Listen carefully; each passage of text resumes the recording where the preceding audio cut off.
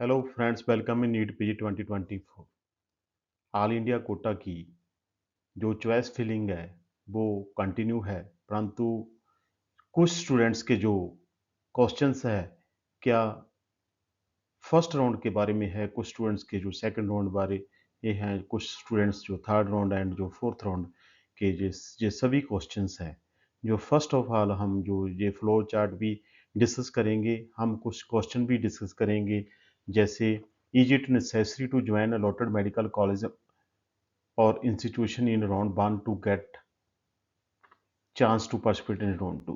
क्या round two में जाने के लिए आपको जो अलॉट हुआ फर्स्ट राउंड में स्टेशन उसे ज्वाइन करना कंपलसरी है क्या नहीं? देखो, ये फर्स्ट राउंड है।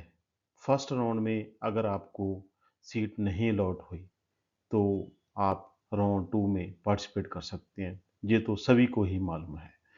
अगर राउंड वन में आपको सीट अलॉट हो जाती है तो एक तो ये है कि आप फ्री एग्जिस्ट अवेल कर लो, ठीक है। नो, अगर आपको सीट अलॉट होगी, जैसे report to the allotted station. आप अगर जो स्टेशन आपको अलॉट हुआ है वो सीट आप रिटेन करना चाहते हैं तो फिर आपको वो जो अलॉटेड कॉलेज है विद रीजनल डॉक्यूमेंट्स उसे ज्वाइन करना चाहिए। और अगर वो कॉलेज जब वो ब्रांच आपको नहीं पसंद तो आपको फ्री एग्जिस्ट की ऑप्शन लेनी चाहिए।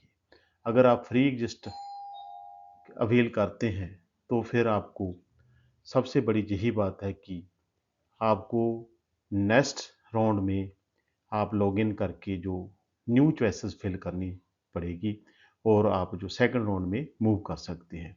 अगर आप अलॉटेड स्टेशन में ज्वाइन करते हैं तो फिर आपको सबसे बड़ी बात जो रिमेंबर आपको याद रखने की है कि आपको willingness in the allotted college आपको देनी पड़ेगी कि मैं ये विलिंगनेस दे रहा हूँ कि मैं नेक्स्ट राउंड में जो जो आपको अपग्रेडेशन लेना चाहता हूँ, willingness for upgradation for round to.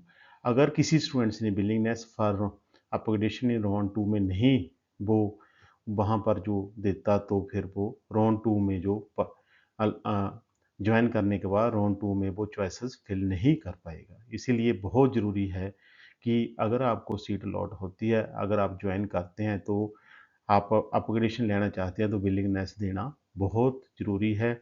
अगर फिर भी आप ज्वाइन नहीं करना चाहते तो फ्री एग्जिस्ट ले सकते हैं और कंटिन्यू टू, तो फिर आप जो नेक्स्ट राउंड में जा सकते हैं।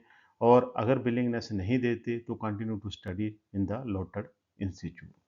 और सबसे बड़ी बात है कि अगर आप विलिंगनेस देते हैं और अपग्रेड हो जाते हैं तो फिर आपको क्या डायरेक्टली आप ज्वाइन कर सकते हैं राउंड टू की जो सीट आपको अपग्रेड हुई है उस पर? नहीं, ये आप बिल्कुल नहीं उस पर ज्वाइन कर सकते। आपको जो आप वहाँ पर जो आपने ज्वाइन किया है, रिपोर्ट किया है, इस इंस्टीट्यूट से आपको रिलीव होना पड़ेगा। जहाँ से ऑनलाइन रिलीविंग इशू होगी उसके बाद ही आपकी जो ज्वाइनिंग है, जो फ्रेश स्टेशन अलॉट हुआ है उस पर आपको जो अलॉटमेंट पर सीट पर आप ज्वाइन कर सकते हैं। ये सबसे बड़ी बात है कि अगर फ्री रजिस्टर लेते हैं तो फिर आपके 2 चक्कर नहीं लगेंगे, जहाँ पर आपकी जो सीट है वो रिटेन रह सकती है। जहाँ पर आपकी सीट अगर ज्वाइन नहीं करते तो फिर आपकी सीट जो रिटेन नहीं, फ्री रजिस्टर अवेल करते हैं तो सीट रिटेन नहीं रहेगी। अगर सेकंड राउंड में आप अपग्रेडेशन लेते हैं और आपको अपग्रेड नहीं होते तो फिर आपको जो अलॉटेड कॉलेज हुआ है, जो पहले अलॉटेड वो आपके पास रिटेन रहेगा और आप वहाँ पर आपको ज्वाइन करना पड़ेगा। और सबसे बड़ी बात ये आती है कि सेकंड राउंड में तो चलो आप मूव करके अपग्रेडेशन ले सकते हैं। वो स्टूडेंट्स जिन्हें सेकंड राउंड में ही सीट मिली है, वो थर्ड राउंड के लिए, जैसे देखो सेकंड राउंड में सीट अलॉट हुई और जस्ट अलॉट हुई, seat allotted but not reported, not joint, security will be. जहाँ पर आपको कोई फ्री लिस्ट नहीं मिलेगी, आपको ज्वाइन करना पड़ेगा। अगर नहीं ज्वाइन करते तो फिर आप काउंसलिंग कि जो जिस राउंड से बाहर हो जाएंगे, फ्रेश रजिस्ट्रेशन करके आप नेक्स्ट राउंड में जा सकते हैं। अगर report to allotted institute complete admission formality तो फिर आपको willingness to upgrade in round two three में आपको बिलिंगनेस देनी पड़ेगी। Candidates ineligible to participate in further rounds. देखो, round round two seat allotment नहीं हुई तो फिर आप एलिजिबल हैं, इज एलिजिबल फॉर पार्टिसिपेशन अगर नहीं हुई, ठीक है, जहाँ पर आप बार भी हो सकते हैं और आपको फर्दर आप मूव कर सकते हैं। मैं यही कहूँगा कि फर्स्ट राउंड में जो सीट आपको मिलती है उस पर अगर आपको वो स्टेशन आपके मनपसंद का है तो आपको ज्वाइन करना चाहिए और अपग्रेडेशन लेनी चाहिए। अगर नहीं तो फ्री एग्जिस्ट लेके सेकंड राउंड में जो सीट मिलती है उस पर आप ज्वाइन करने के बाद थर्ड राउंड में आपको अपग्रेडेशन लेना चाहिए। जिस हिसाब से है कि आप थर्ड राउंड में इजीली मूव कर सकते हैं। दूसरी बात है कि जो अगर आपको सीट थर्ड राउंड में ऑल इंडिया कोटा में मिल गई, क्या आप राउंड 3 जो स्टेट के हैं वहाँ पार्टिसिपेट कर सकते हैं? बिल्कुल कर सकते हैं। परंतु अगर आपको सीट आपने ज्वाइन कर ली थर्ड राउंड में, तो फिर आपको जो नेक्स्ट राउंड है जिसमें स्टे वैकेंसी राउंड है, वो ना तो आप ऑल इंडिया में पार्टिसिपेट कर सकते हैं, ना ही स्टेट में, क्योंकि ये सभी जो मैट्स है एक दूसरे के साथ शेयर करते हैं हर राउंड के बाद। इसीलिए इस बात का ध्यान रखना। राउंड थ्रू राउंड थ्री में देखो कौन कौन पार्टिसिपेट कर सकता है। Fresh registration in every round आपको अवेलेबल है। कुछ स्टूडेंट्स का जो मुझे मैसेज आया था कि मैं डीम्ड की फ़ीस नहीं फिल की, तो डीम्ड की फ़ीस दोबारा भी फिल की जा सकती है, इसलिए ऐसी कोई बात नहीं है। Fresh registration choice filling for round round three, round two choices will be treated as, हर राउंड में आपको न्यू चॉइसेस फिल करनी पड़ेगी। जो आपकी अर्लियर चॉइसेस थी वो नल एंड वैड हो जाएगी। कुछ स्टूडेंट्स जैसे कि इंजीनियरिंग में होता है वहाँ पर जो फ्रेश चॉइसेस बार बार नहीं फिल करनी पड़ती, जो मेडिकल में है एवरी राउंड में आपको जो चॉइसेस है आपको फिल करनी पड़ेगी, और जो चॉइसेस है अगर आप लॉक नहीं करते तो ऑटो लॉक हो जाएगी। इस अगर लॉक करते हैं तो आप उसका प्रिंट ले सकते हैं।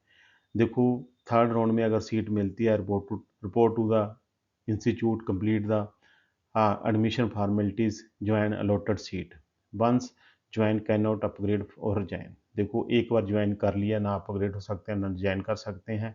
अगर आपने seat allotted and does not अगर नहीं ज्वाइन करते तो just with forfeiture and elimination can not participate in any further round. देखो आपका अगर आप थर्ड राउंड में सीट मिलती है ज्वाइन नहीं करते तो आपका एलिमिनेशन हो जाएगा पर फर्दर राउंड्स, एंड आपकी जो सिक्योरिटी फॉरफिट हो जाएगी।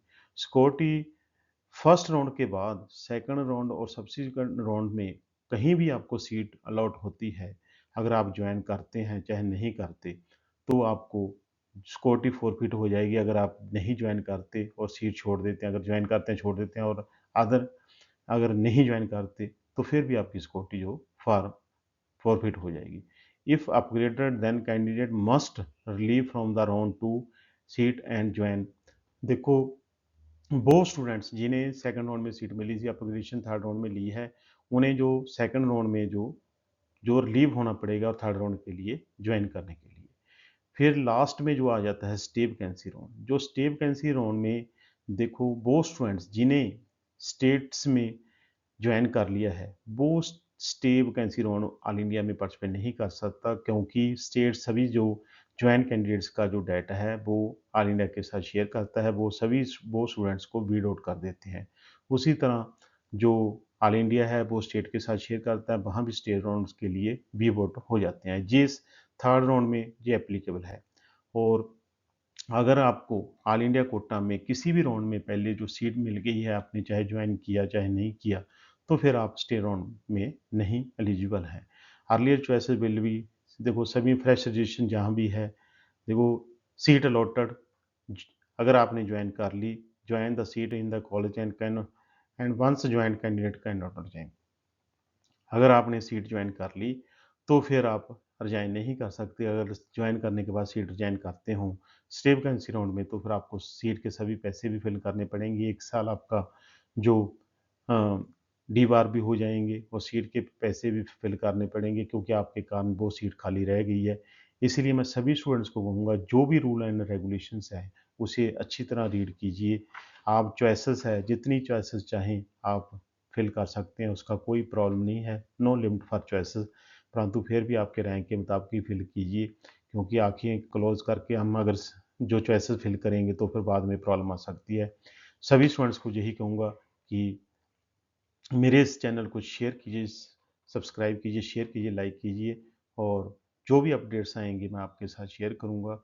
देखो अब तो ऑल इंडिया काउंसलिंग चल रहा है, 18th स्टेट्स का काउंसलिंग स्टार्ट हो जाएगी और सभी स्टेट्स जो 18 से शुरू होंगे तो फिर काफ़ी ज़्यादा जो टाइट शेड्यूल रहेगा।